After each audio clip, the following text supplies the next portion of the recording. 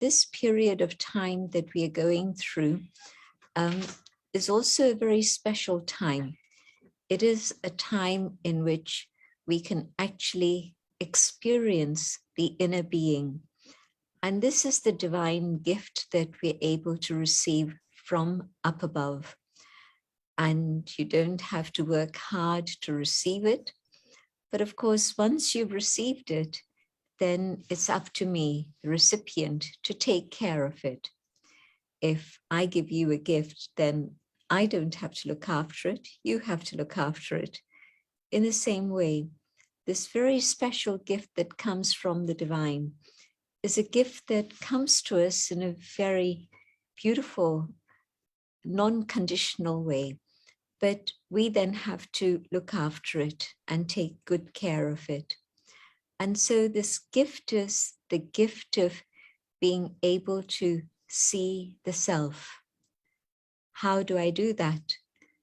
I need to be able to sit quietly and just have that aim of going deeper and deeper within myself. If I can do this, then yes, what is possible is that I'm then able to connect with the inner being that I am, the being of light, the being of truth, the being of beauty, the being that is sacred, the being that actually is everything that I am. If you were to just look at my face, would you be able to know my personality? Well, maybe a few people are very skilled in that subject, and maybe they can. But generally speaking, yes, in our mind, we judge a person by the color of their hair, the color of their eyes, the color of their skin. But all of these things are not accurate. They don't actually tell me about the personality or the character of that human being. Because there's a being inside this physical body, which is the being that thinks, that feels, that understands, that reasons, that has a conscience, that has values, and it carries the memories of all our experiences, right from the time, even I would say pre-birth, and certainly from the moment of birth. And so I want to explore this inner being that I am, which means that I'm now separating two things. I'm separating this costume and the actor that's wearing this costume. Or to use another analogy, this is the chariot, and inside, in here, is the charioteer. And just as the car can be very beautiful and expensive and the latest model, but if there isn't a driver seated there, then it's not going to function as it should. And yes, I know we have autopilot cars nowadays, but they're still experimenting, and let's see how far that goes. But generally, the car has a driver, and the driver makes all the decisions. And so within this human frame, call it my costume, my chariot, or my vehicle, I am that inner being, that being of light that resides within. And this inner being that I am is the being that I need to get to know. Because if I don't know myself, how am I going to manage my life? I won't be able to manage things properly. If somebody has had amnesia and they've forgotten who they are, can you imagine the chaos they create in the society around them? And that's actually what's happened to humanity. We've lost touch with the inner being, which is the eternal identity, the identity which is real and permanent. This body keeps changing. The hair changes, the eyes change, the face changes, and in 10 years' time, you may or may not recognize me again. And so there's constant change because this is made of matter, and matter keeps changing. But the inner being, yes, that also goes through constant changes. But if I sit quietly and I go deeper and deeper and deeper inside myself, I'm actually connecting with my own original reality, the being that I am eternally. I've had those qualities for a long time: peace and love and truth, joy and purity. But I forgot myself. And so I distanced myself from accessing these treasures that lie within. And so then I started looking for peace here and there and everywhere, in the mountains, in the caves, by the rivers, by the seaside. And yes, nature was able to calm me and soothe me, but only temporarily. If somebody came along in front of me and I didn't want to speak to them for whatever reason, then that peace would be destroyed. My own thoughts of rejection and reaction wouldn't allow me to remain peaceful, even though the scenery is still the same. But one individual coming and my emotional reactivity towards them, and my peace disappears. But it's there. It really is. And so sitting quietly means that I can start getting to know myself and discover the reality of my eternal existence, the qualities that are there with me forever and ever. And yes, I forget them and I have to be reminded of them. And yes, I keep forgetting, and every day I need to be reminded. And the best, of course, is early in the morning, if I sit quietly and go deeper and deeper and deeper inside, I'll be able to feel that inner peace, that inner strength, which is my natural state of being. Peacelessness is unnatural. It's not natural at all. My original state is peace, but I'd forgotten.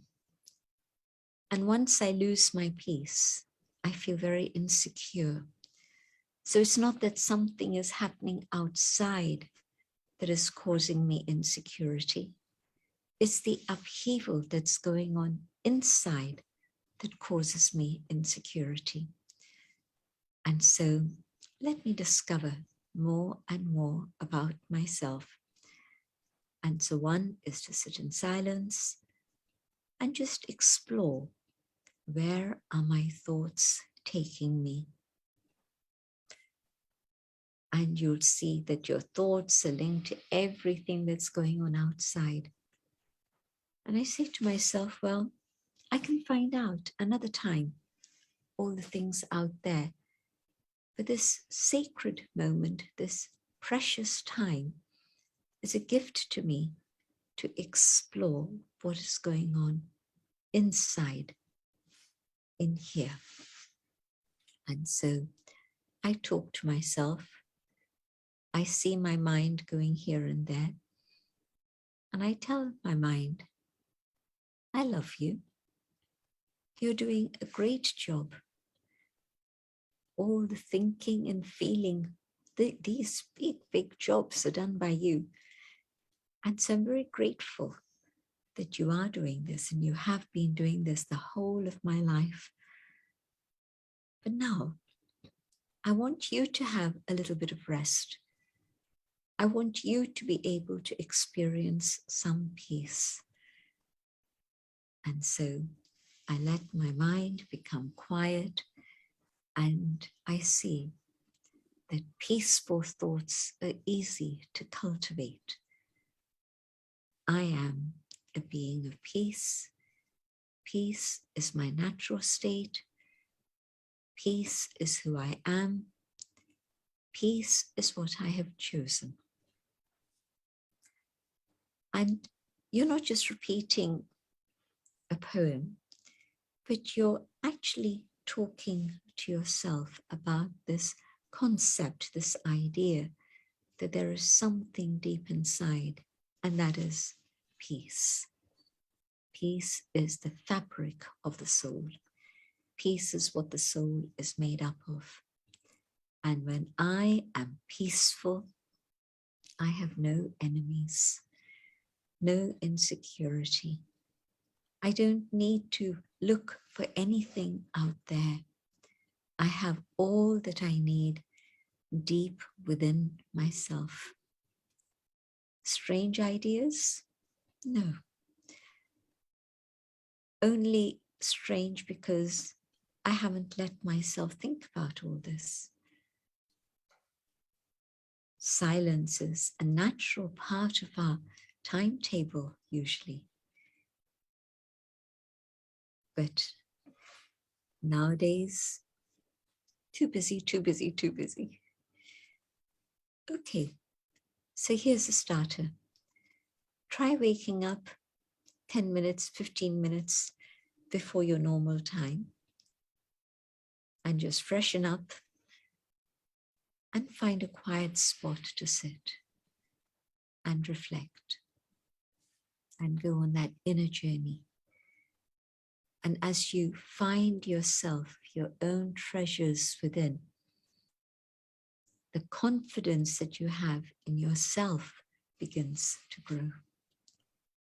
I hadn't realized that peace lies within me. And so when I did experience this, I thought that's amazing. And it is truly amazing, because not only peace, but love. Peace opens the door to love. And peace and love together open the door to happiness. And of course, I want to be able to dance when I'm happy. And I find that peace, love, and joy coming together truly gives me an inner sense of fullness, an inner sense of freedom. I'm belonging. I haven't cut myself off, but within that belonging, I know that I'm here for a higher purpose, rather than just the external things that I'm used to doing. And so this idea that this body is my chariot, and I am the charioteer, means I am in charge of all these wild horses. My eyes can be wild. My mouth becomes wild. My hands get wild. So I need to make sure that I spend time with my inner being in silence, and there'll be help coming from all directions to carry me further on this path to my destination. What I'd like to do now is to have a practical demonstration of this, and we can have a few minutes of practice, and then we can open up for questions. So let yourself sit comfortably in a posture in which the body is relaxed. I'll share my thoughts and invite you to follow these ideas.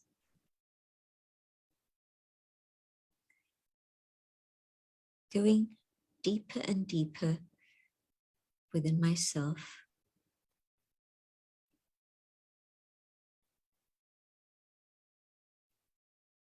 I come to that space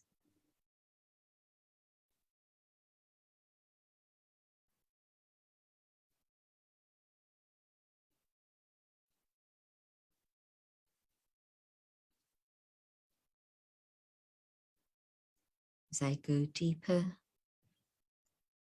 I connect with the core of my being, a being of truth,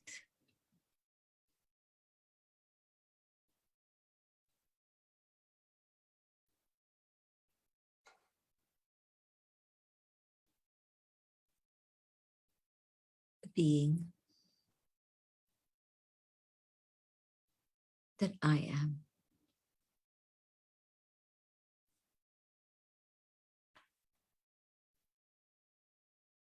As I feel this inner being,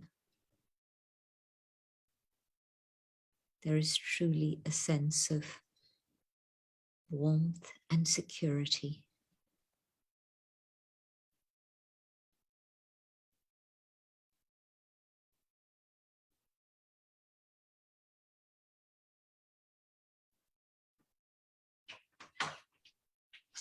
Let me hold this awareness and feel the being that I am quite distinct and separate from this physical chariot of mine.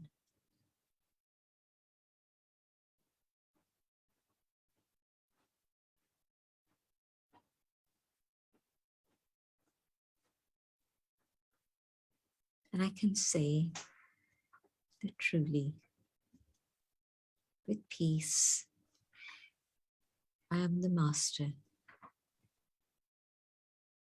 of this physical body.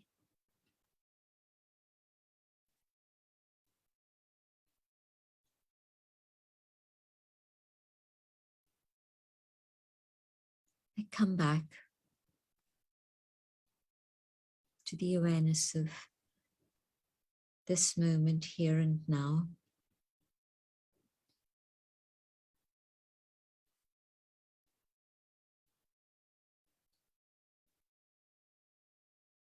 And engage with others at this time.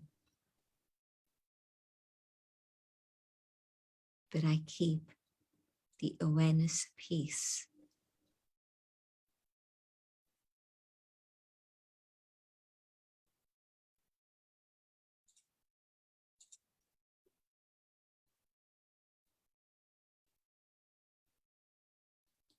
Om Shanti.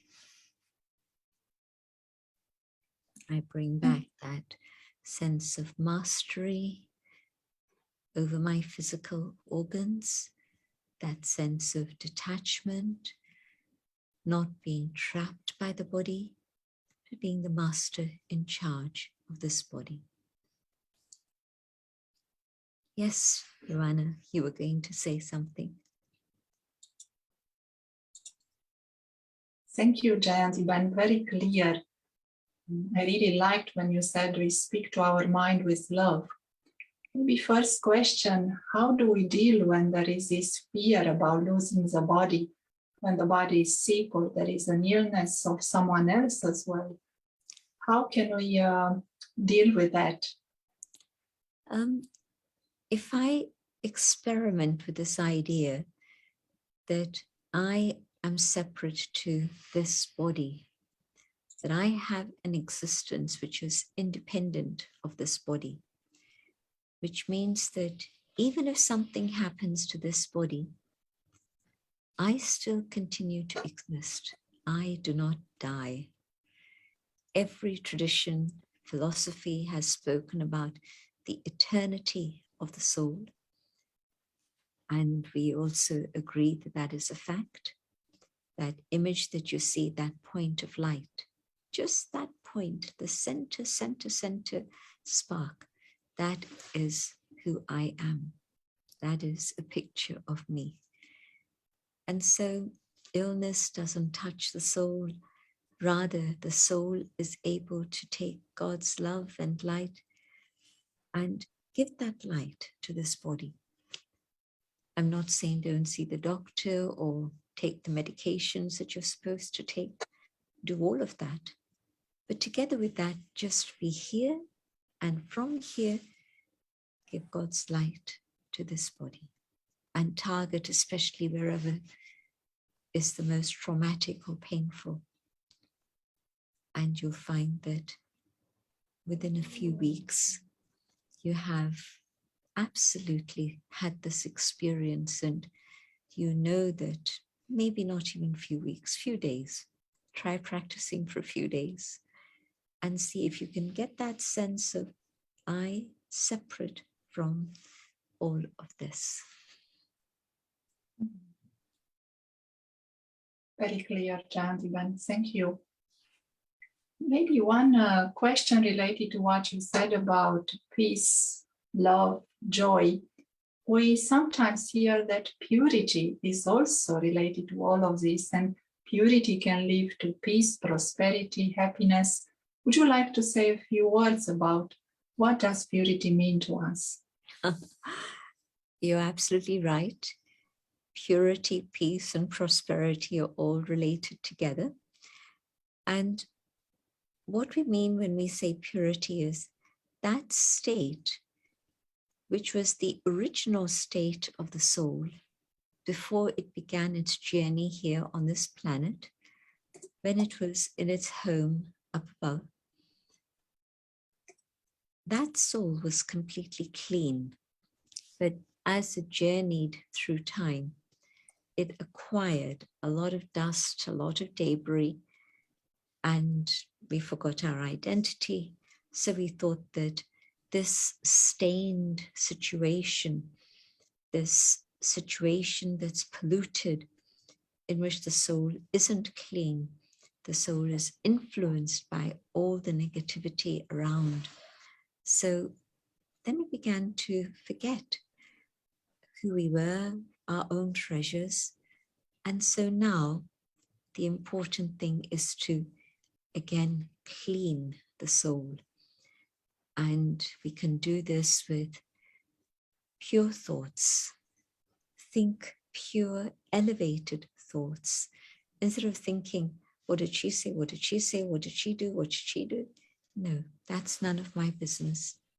When I have space, even for 3 minutes, 5 minutes, let me talk to myself on the inner level. And talking to myself means that an idea is clarified. And so when I talk to myself and I say, well, surely there must have been a time when I began this journey and I didn't have this information about soul, but I started journey very clean. Today, I picked up a lot of debris, a lot of dust, so I'm not very clean. But I know that it's possible to clean the soul and come back to its original state of purity once again. Wonderful. Thank you, Jayanti. And maybe one more important question. It feels a little bit like the elephant in the room, but where is God in this divine connection? And how can we connect with God in such a way that we emerge that consciousness that you spoke about, the consciousness of the soul, of the being? For me, it started the other way. I started with soul consciousness. It made a lot of sense to me that my thoughts and feelings, my personality, my conscience were not in the body. The body is biological, but the essence of life is the soul. And somehow this was a very natural understanding for me. But of course, a detail I wasn't aware of, but as I heard the detail, I thought, yes, that's it. Makes sense to me. All my questions were being answered without me putting those questions. And when I felt, I had that experience of I, the soul, shining, and the light was cascading everywhere. Next day, I went back for my second lesson, and I heard about God, the Supreme Soul. And this image that you see that I told you was a soul is also the same for the Supreme Soul. The Supreme Soul also is a being of light. Difference, I come into the cycle of experience and God stays out of that cycle. And so at a time when we need help, God is able to come and show us the right path and teach us how to again come back to our original state of mastery of the self. So God very much is in the picture, but I thought we'd wait for a few episodes and maybe then bring in that subject, because all of these things take time to understand and to practice. Practice is even more important. And that takes maybe even for some children, it's instant. But for many of us, it wasn't instant. It was gradually practicing and then recognizing this is what I would like to do. And within that, then you realize that you're not alone.